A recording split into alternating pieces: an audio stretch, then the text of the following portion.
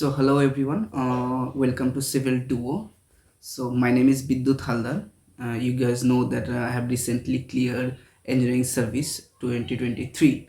I also cleared SSC JEE 2022, जहाँ मुझे CPWD JEE allot हुआ था. ठीक है.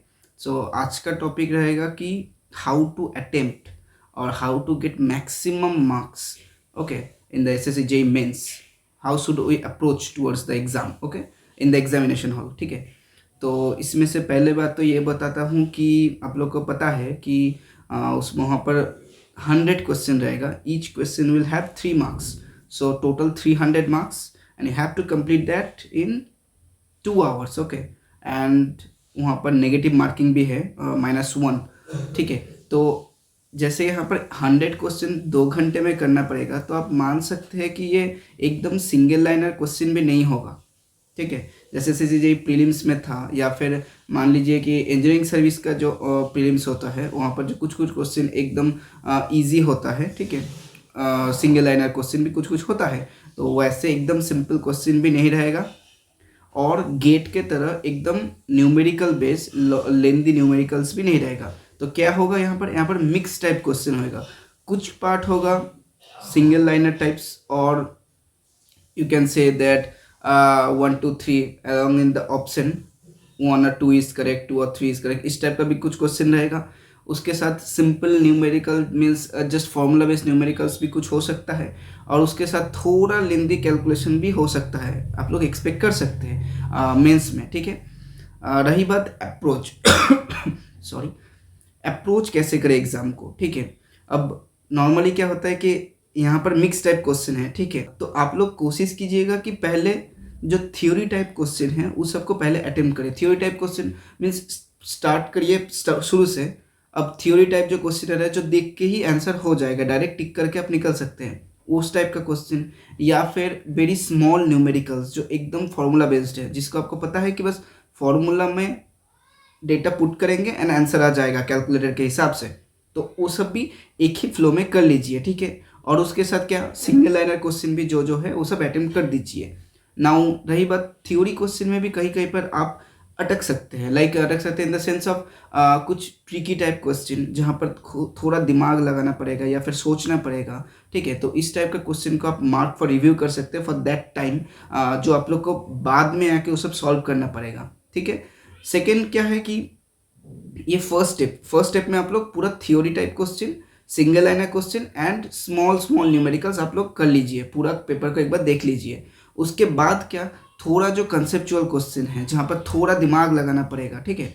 सोचना पड़ेगा कि कैसे क्या हो रहा है, किसके साथ क्या रिलेशन हो रहा है, इस टाइप का क्वेश्चन. या फिर थोड़ा लेंदी न्यूमेरिकल्स जो है, ठीक है, जहाँ पर थोड़ा कैलकुलेशन बेस्ड होगा. ठीक है. उस टाइप का क्वेश्चन, या फिर कुछ डिफरेंट टाइप का क्वेश्चन है. ठीक है.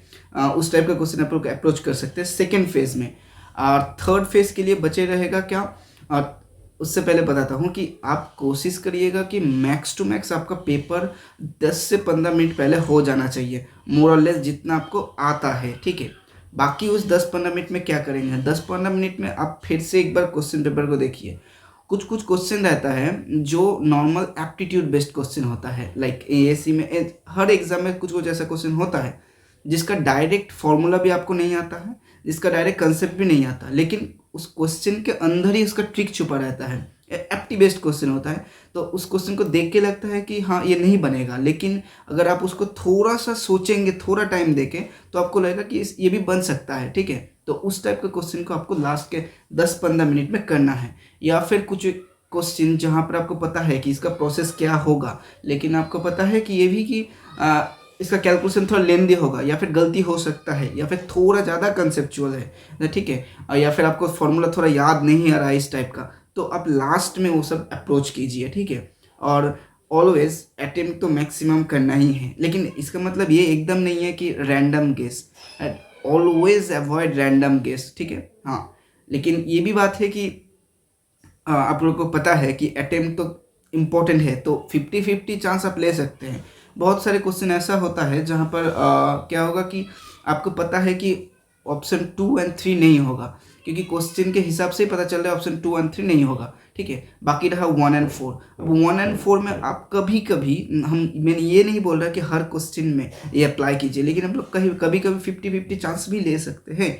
इससे मोर और लेस थोड़ा प्रॉफिट ही होता है, मेरा पर्सनल एक्सपीरियंस से बोल सकता हूँ ये, ठीक है। तो ये सब चीज़ ध्यान रखिएगा। बाकी रहा प्रैक्टिस। अभी जैसे मैंने बोला कि अभी तो टाइम बहुत कम है मेंस के लिए, तो आप एक काम कीजिए कि अभी हर रोज़ एटलीस्ट 2 टेस्ट दीजिए, full length test, at least 2। Because क्या होता है कि फुल लेंथ से ही आपको पता चलेगा आप कहाँ लैग कर रहे हैं, टाइम मैनेजमेंट कैसे करें, या फिर कैसे क्वेश्चन को अप्रोच करें। ये जो मैंने बोला कि फर्स्ट फेज में theory and single liner, then second phase में न्यूमेरिकल्स, सो ये आपके लिए ये सुइटेबल है और नहीं, that you need to check by your own. Okay, it's all about hit and trial process. No one knows that in which process you will be comfortable, in which process you will get the maximum marks. So try to experiment, right? It is the time, you know. So अभी थोड़ा वो कर लीजिए। और बाकी तो अभी दिन में क्या कीजिए कि एटलीस्ट 2 टेस्ट, एक सुबह टेस्ट दे दीजिए, 2 घंटे का टेस्ट है, ज़्यादा टाइम भी नहीं लगेगा। तो दिन में एक टेस्ट, एक शाम को टेस्ट दे दीजिए, और बाकी टाइम तो revision it is the means revision is the key, you know that, ठीक है। रिविजन के बिना तो मतलब पॉसिबल ही नहीं है, ठीक है। हर एक फॉर्मूला, हर एक थ्योरी आपका एकदम दिमाग में होना चाहिए, गलती नहीं होना चाहिए, ठीक है। और एग्ज़ाम के बीच में कंफ्यूज भी नहीं होना है, it is a major thing, ठीक है। बाकी रहा कि आई होप कि आपने एटलीस्ट गेट एंड ईएससी का PYQ जो है वो सब एटलीस्ट देख चुके हैं थोड़ा बहुत। मैं ऐसा नहीं बोल रहा कि पूरा एकदम कंप्लीट कर लीजिए, क्योंकि इस साल ये सब के लिए नया है, ठीक है। किसी को नहीं पता एक्चुअली क्या होगा एग्ज़ाम में, ठीक है। मेंस का एग्ज़ाम पेपर का एक्चुअल लेवल क्या होगा किसी को नहीं पता। तो आई गेस मेनली वो लोग ईएससी या फिर गेट का PYQ से थोड़ा कुछ क्वेश्चन जो इस टाइप के लिए बना हुआ है, ठीक है। आप वो लोग इस क्वेश्चन को पिक कर सकते हैं डायरेक्ट वहाँ से। सो ये एक बेनिफिशियल हो सकता है कि आप अगर गेट और ईएससी का PYQ थोड़ा बहुत देख के रखे हैं तो, ठीक है। बाकी रहा कि एग्ज़ाम में अपना पेशेंस बनाए रखना। अब बहुत टाइम ऐसा होता है कि एग्ज़ाम में आप तो पढ़ के सब गए हैं, ठीक है, सब पढ़ लिए हो सब कुछ। अब थोड़ा तो मीन्स नर्वसमेंट तो रहेगा ही एग्ज़ाम हॉल में, वो सब के लिए होता है। अब ऐसा भी होता है कि क्वेश्चन में आपको स्टार्टिंग में ही 3-4-5 क्वेश्चन नहीं आ रहा, ठीक है।